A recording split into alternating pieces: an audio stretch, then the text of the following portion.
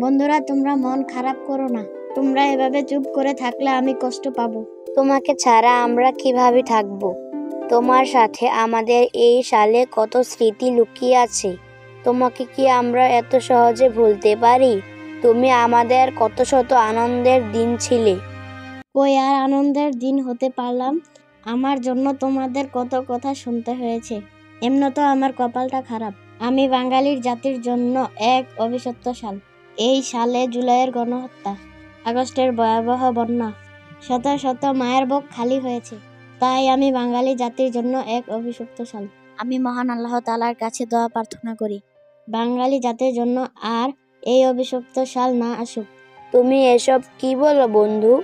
তুমি যেমন বাঙালি জাতির জন্য দুঃখের সাল, ঠিক তেমন তুমি সুখের একটি সাল ছিলে। এই সালে বাঙালি জাতি আরো একবার দ্বিতীয়বারের মতো স্বাধীনতা ফিরে পেল। এই সালে বাঙালি জাতি ফ্যাসিবাদী সরকার থেকে মুক্তি পেয়েছে। ইসলামের আলেম ওলামারা বাক স্বাধীনতা ফিরে পেয়েছে। স্বাধীনভাবে আবারও কোরআন হাদিসের কথা বলতে পারবে। এবার কোরআন হাদিসের আলোকে দেশ চলবে ইনশাআল্লাহ।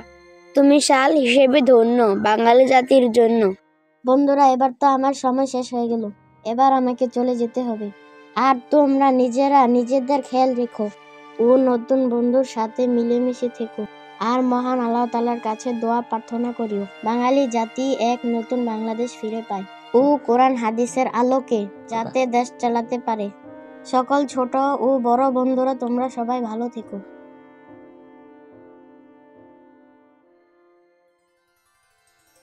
আসসালামু আলাইকুম সকল ছোট ও বড় বন্ধুরা। আমরা সবাই মিলে মহান আল্লাহ তাআলার কাছে দোয়া প্রার্থনা করি যাতে এই 25 সালে পুরো বিশ্বের মুসলিম জাতির জন্য এক বিজয়ের বছর হয় ও সুখের এবং আনন্দের একটি বছর হয়।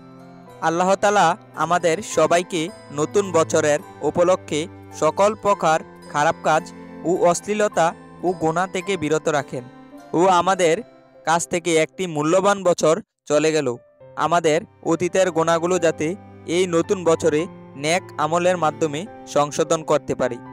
হে মহান কাবার মালিক, আমাদের সবাইকে বিপদ আপদ থেকে হেফাজত করুন, সবাইকে বোঝার তৌফিক দান করুন ও নেক হায়াত দান করুন, আমিন।